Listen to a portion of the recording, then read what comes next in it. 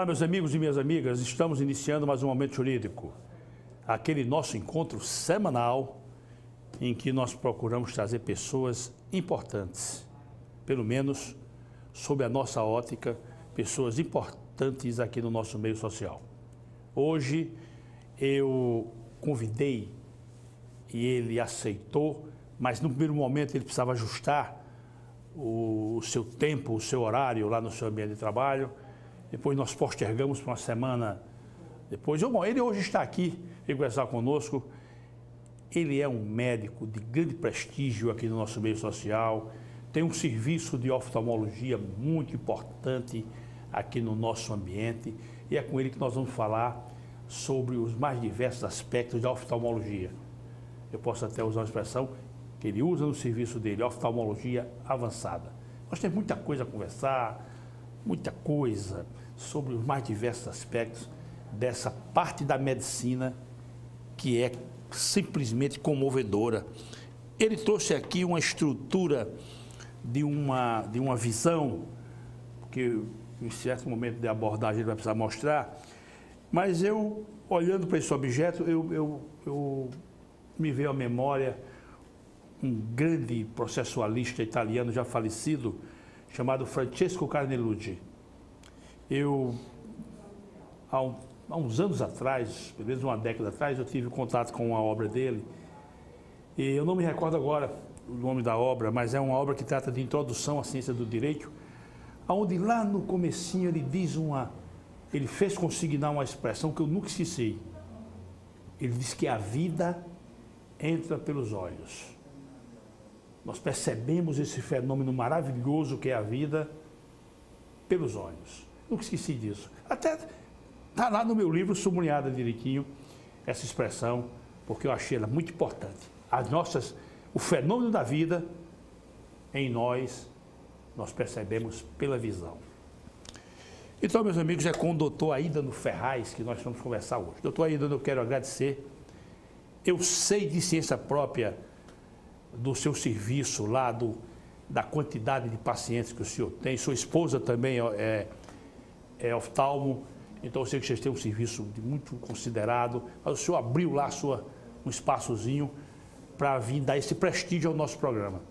Para nós é um prestígio. Então quero agradecer e quero deixá-lo à vontade para uma primeira consideração, qualquer que seja, para criar uma certa empatia com os nossos telespectadores. Por favor. Doutor Jerônimo, eu que agradeço essas palavras introdutórias. Muito obrigado. A gente agradece, é um prazer imenso estar aqui. E estamos às ordens para a gente conversar e esclarecer alguma coisa sobre essa especialidade. Eu sou suspeito, né? Mas é uma especialidade maravilhosa e cheia de nuances e muito importante na vida do ser humano, né? Sem dúvida. Essa importância eu já enfatizei a respeito do nosso Carnelucci, Francesco Carnelucci, um jurista italiano. Ele disse que, sempre repetir, o fenômeno da vida, ele entra em nós pelos olhos. Perfeitamente. Meu caro Aídano, eu vou chamá-lo de Aídano, não vai nenhuma desconsideração, nenhum desprestígio. Eu digo sempre isso aqui, porque o nosso programa é muito informal. A gente foge daquele formalismo retrógrado. Então aqui a gente conversa como se numa amizade fraterna e desinteressada. Fique à vontade. Meu caríssimo Aídano, quantos anos o senhor já tem de oftalmologia? 28 anos de formado em medicina.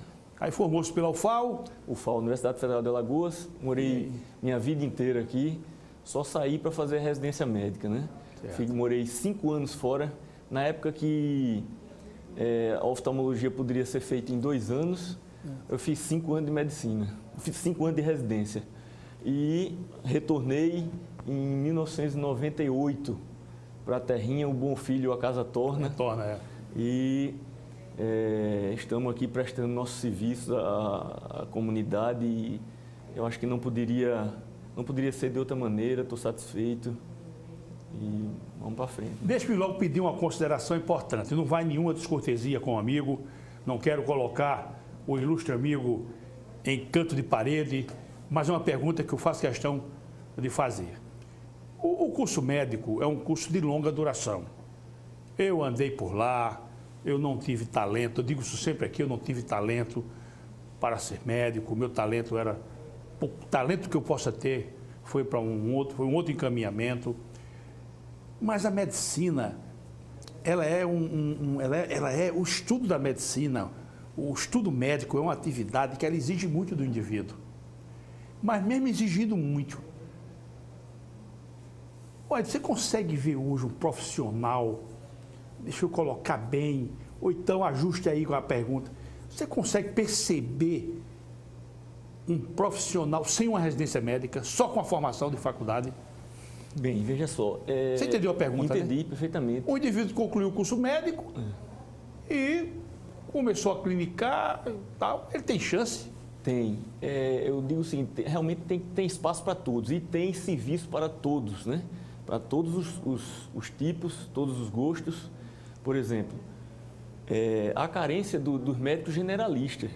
Eu acho que é aí onde se encaixa esse colega. Ele pode fazer um PSF e tudo. Obviamente, se ele puder fazer uma residência médica em clínica médica, 2 anos, ele vai ficar mais especializado. Mas com os 6 anos de medicina, ele já está apto a clinicar, né? A clínica, mas na oftalmologia, por exemplo? Não, na oftalmologia não. Na oftalmologia não. Na oftalmologia, ele, pelo certo, é para ele fazer hoje em dia, né? Na minha época, como eu falei, eram 2 anos. Hoje em dia, oftalmologia, o curso de oftalmologia são pelo menos 3 anos, é o curso básico. Depois disso, você vai ser direcionado para mais 1 ano ou 2 de subespecialidade, caso queira, né? Então, é por aí. E existem várias subespecialidades, né? Muitas.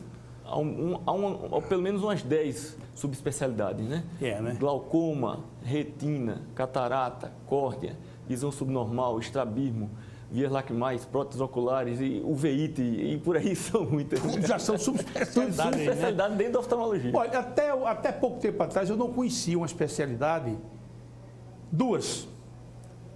Uma chamada retinólogo. Sabia nem o que era isso. Sou eu. Pois é. O meu oftalmo, né?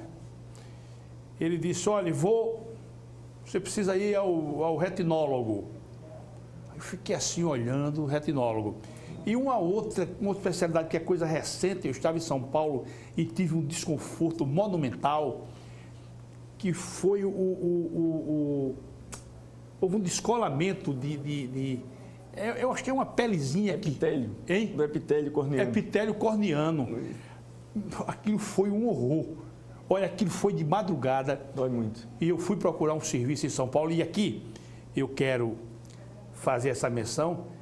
Eu pensei comigo, meu Deus, se eu tivesse em Maceió, não sei se eu teria a mesma sorte, porque eu olhei no catálogo, tinha lá um serviço de oftalmologia, eu peguei um táxi, fui para lá, e após aquela burocracia de entrada, então já apareceu um colega seu que elegantemente examinou.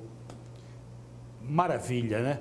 O Alcides Carneiro, um grande orador da Paraíba, ele uma vez inaugurando um hospital, ele disse, esta é uma casa que por infelicidade se procura e que por felicidade se encontra. Eu consigo fazer uma adaptação e digo, o médico é um profissional que por infelicidade se procura, regra geral, né? Que por infelicidade se procura e que por felicidade se encontra. Cai como uma luva naquela minha situação. A córnea, esse órgão que o senhor falou que a desepitalizou... Então, pode usar aqui, se quiser, pode usar aqui muito bem. Então, a estruturazinha. A córnea é essa estrutura aqui, da frente do olho. A gente chama que é o vidro do relógio. O senhor pode mostrar para essa câmera 2 aqui, viu? É o vidro do relógio, né? Então, é exatamente essa estrutura aqui.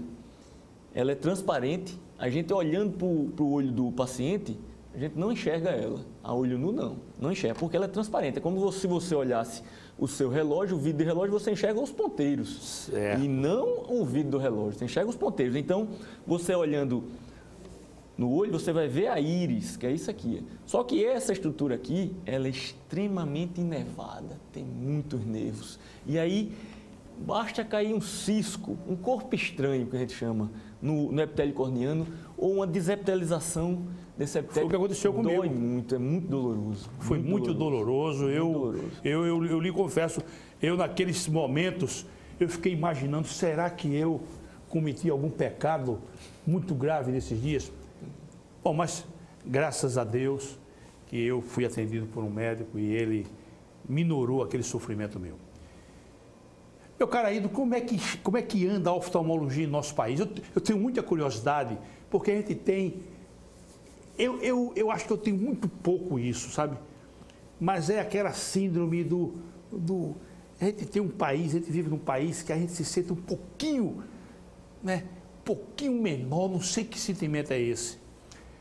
Como é que está a oftalmologia do nosso país frente a outros países? Tipo, vamos pegar aqui a Inglaterra, Estados Unidos, como é que está a nossa oftalmologia? Pois tanto a oftalmologia quanto a medicina brasileira, ela nós sabemos que ela tem um desenvolvimento muito grande, muito grande. O médico brasileiro é muito versátil, né? Talvez porque já é acostumado, cansado de trabalhar na falta de tudo, ele tem que ser muito inventivo. Então, a oftalmologia brasileira é respeitada no mundo inteiro, né?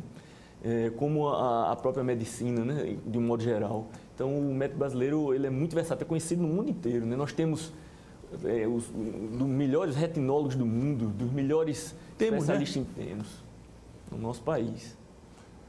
Você diz sem medo de errar, né? Sem medo de errar. Você conhece. Sem dúvida. Existe uma especialidade que trata que você acabou de falar aí.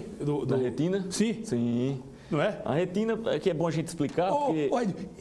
Uma pessoa estuda só isso aí, Isso aqui, se você quiser, pode estudar durante aí pelo menos uns 5 anos de oftalmologia, né?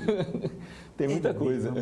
Muita coisa, são muitas, retina aí, muitas dar uma camadas. Olhada. Muitas camadas, né? Eu digo essa parte que houve a desepitelização. Sim, aqui é o seguinte, aqui é a córnea. É córnea, sim, é córnea, pronto. Transparente, né? Só essa estrutura aqui tem 5 camadas. 5 camadas tem a córnea, né? Então, tudo isso você tem que estudar e todas elas têm as suas patologias. O indivíduo se dedica só a isso. Só claro, isso aqui. Ele tem que ter uma visão geral. Dúvida. Faz oftalmologia geral e daí você, depois da oftalmologia geral, que na oftalmologia geral você vai ver os erros refratários, você tem que saber tratar tudo, obviamente, e eu quero agora me encaminhar para uma subespecialidade. Aí você vai escolher. Retina, a parte aqui de trás do olho. Eu quero me dedicar à retina. Isso. A córnea, ela pode determinar cegueira no indivíduo? Pode, com certeza. Qualquer coisa. Tem um transplante de córnea. Transplante de córnea, perfeitamente. Essa estrutura ela tem que estar transparente para que você tenha a visão perfeita, entendeu? Transparente. Se você, por algum motivo, perdeu a transparência dessa estrutura, já vai dar baixa de visão. Se fizer um que a gente chama de leucoma, o que é um leucoma? É uma opacidade total da córnea. Seja por uma infecção, uma úlcera de córnea, né? Um trauma cirúrgico, trauma mesmo exógeno. Bom, vai opacificar a córnea e aí um dos tratamentos pode ser exatamente o transplante de córnea. E é uma coisa que as pessoas confundem muito. Doutor, minha retina está com problema, eu poderia fazer um transplante? Não se faz transplante de retina, por enquanto. Por enquanto ainda não. O que se faz é o transplante de córnea, né? Só dessa parte que E dá muita rejeição, Aído? Não, o transplante de córnea dá pouca rejeição. Por quê? É uma estrutura avascular. Ela não tem vasos. Então ela não sangra. Ela não tem vasos, né? Não, avascular, não sangra. Então a rejeição dela é pouca. Né? E com relação à terminação nervosa, como é que... Pois bem, isso ela tem muita. Tem muita terminação nervosa. Com o transplante não perde, não? Não, depois ela vai ser regenerada, essa inervação, entendeu? Mas fica tranquilo. Tá bom. Não é um assunto de fundo nosso. O nosso é um assunto de fundo, mas é muito importante. Do modo geral, a oftalmologia toda nos interessa, né? E uma outra coisa, deixa eu perguntar. Pode parecer um absurdo o que eu estou perguntando, mas a medicina avançou tanto.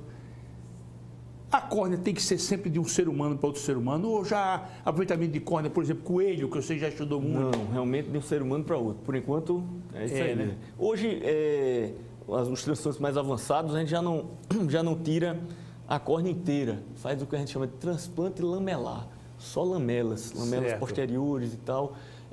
que aí dá menos rejeição ainda, entendeu? Agride menos o olho. E não tem córnea artificial ainda? Não, ainda não. Mas o pessoal está trabalhando para isso, né? Sim, a gente tem umas ceratopróteses, né? São próteses que a gente usa durante o ato cirúrgico. Às vezes você tem um paciente que você tem que abordar o fundo do olho dele, a retina, e ele tem uma córnea opaca. Como é que você faz? Você não consegue enxergar aqui dentro.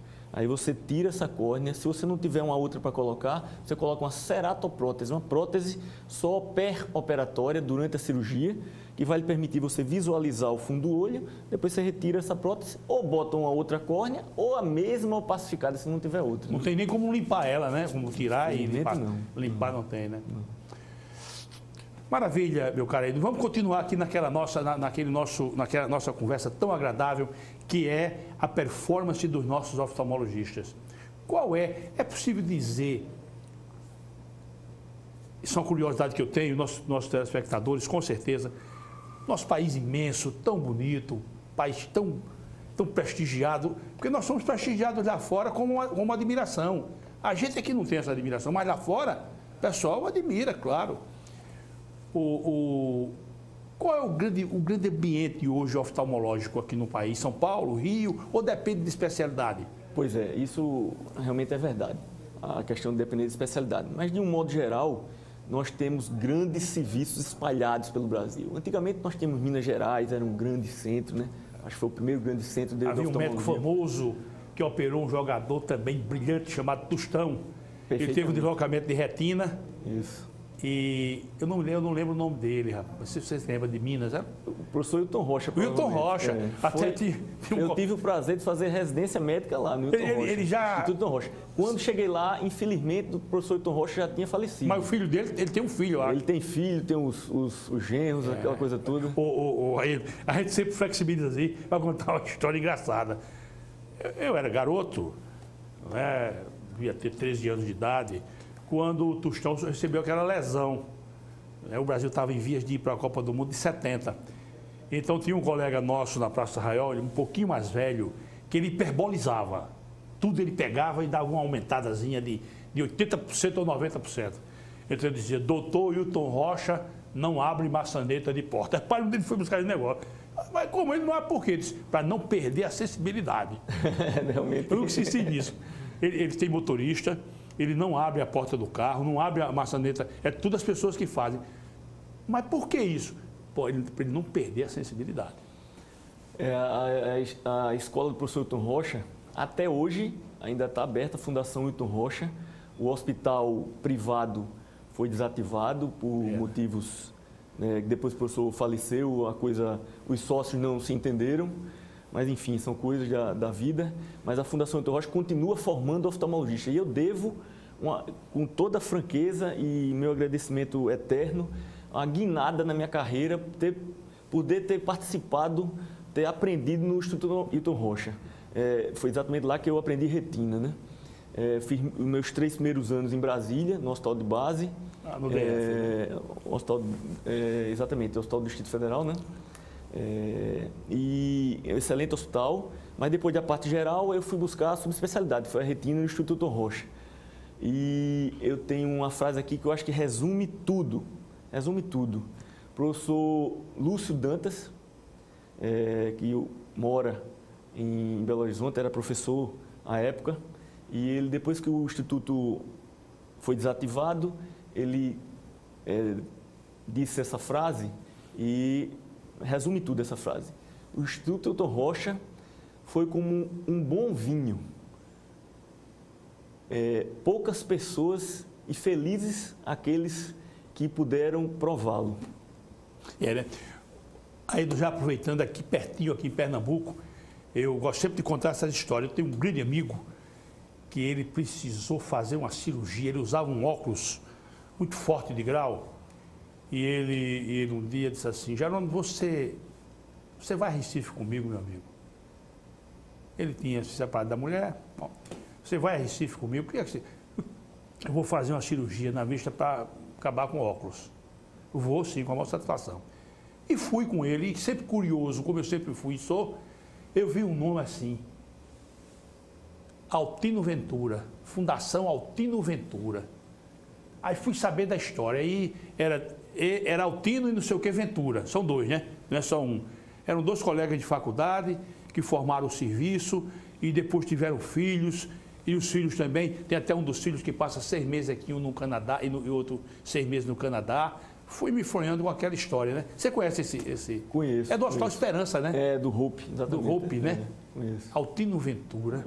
Altino e Ventura. Eu não sei o nome deles, mas maravilha. E aí, continuando aqui com a nossa, essa caminhada, essa conversa muito, muito interessante. Como é que está a oftalmologia? Aí já estou mexendo com você. Como é que está a oftalmologia aqui em Alagoas? Não faz vergonha não, né? Não, em hipótese alguma. Realmente, como eu disse, já tem. Eu voltei para Maceió em 2003. 5 anos de residência, 2003 eu estava de volta. De lá para cá, realmente nós tem chegado subespecialistas, já tínhamos muitos. Subespecialistas em todas as áreas. Nós temos todas essas subespecialidades Todas aqui. as subespecialidades, temos todas. Então... Especialista em uveíte. Perfeitamente. Temos, né? Tudo. Então, eu diria que a Alagoas está muito bem servida dentro da oftalmologia. Sem medo de errar, né?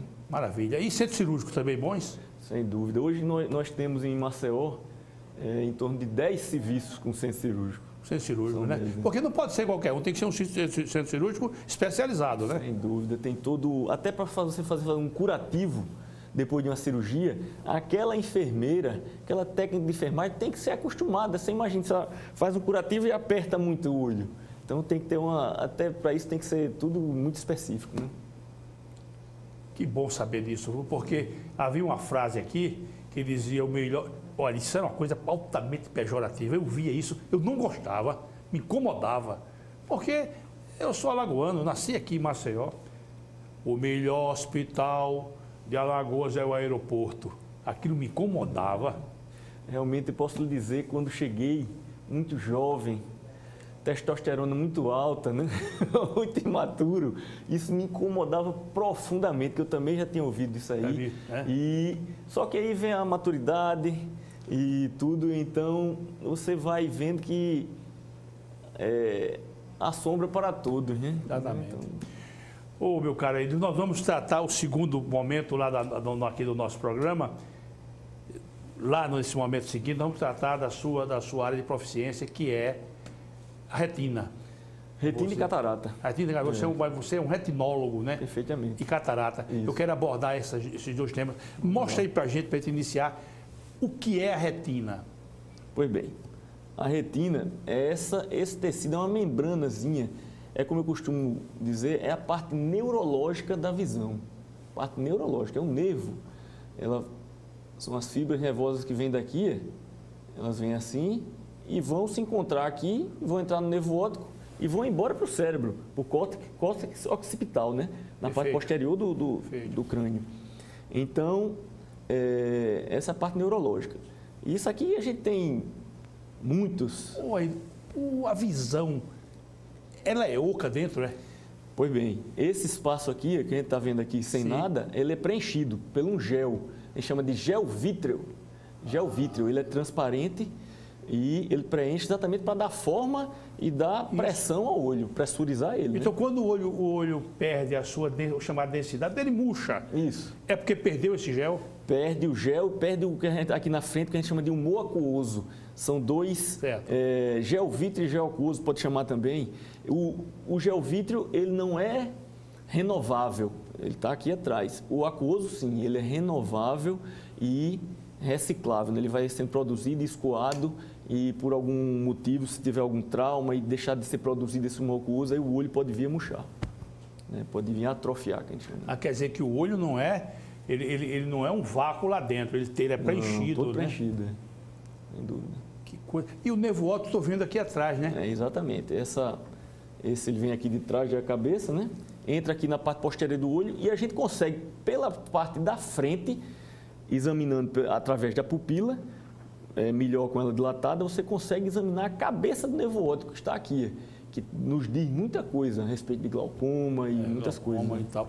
Uma grande neurologista do nosso estado, certa vez conversando comigo, numa entrevista, ela disse ela usou uma frase que eu achei interessante, a frase achei bacana, achei interessante mesmo, assim, como figura de imagem. Ela disse que os olhos são filhinhos do cérebro. Interessante, né? Nunca tinha ouvido falar, não. Foi, ela disse assim, os olhos são como... Ela é neurologista de primeira água. Certo. Ela disse, os olhos, doutor João, são como filhinhos do cérebro. Fiquei assim, pensando... E realmente é um alongamento, vamos dizer assim, perfeitamente. É uma continuação, né? O cérebro, né? E uma outra coisa, a perda da visão é um negócio, meu Deus do céu, experimenta fechar os olhos e imaginar você... 5 minutos só com o olho fechado. 5 minutos, né? E se fechar muito até compromete, né? Se você passar muito tempo com ele fechado, compromete. Não, assim, normalmente não. Porque eu sei que o indivíduo entubado, depois de um certo tempo, ele tem que reaprender a comer, tem que reaprender a respirar, um bocado de problema, né? Não, mas no olho não. No olho que ele é entubado, ele precisa estar com os olhos fechados. Ele não pode ficar entubado com o olho aberto. Por quê? A pálpebra é que deixa o olho fica ocluído pela pálpebra, não deixa o olho ressecar. Se você estiver entubado ou durante um ato cirúrgico, alguma coisa assim, qualquer cirurgia, se a pálpebra ficar aberta, vai ressecar essa córnea e pode fazer uma úlcera. E aí o médico tem que ter atenção para... Sempre fechar o olho, deixar ele fechado, ocluído, né? Perfeito. Pode fazer um curativo. Bom, vamos fazer uma pausa breve e retornamos. Eu quero tratar com você da retina. Que a retina, me parece, eu acho que todas as partes da visão são nobres. Perfeito. Não é? Eu gostaria de abordar a retina e a catarata, são as duas coisas muito importantes. A catarata, né? Todas são nobres. Não sei se dizer que uma é mais nobre do que a outra. Agora, eu sei, volto a repetir, o mundo, a vida, as coisas encantadoras da vida, elas entram em nós pelos nossos olhos. Não é? A nossa alma se alegra com a visão. Quem me ensinou isso foi Francesco Carnelucci.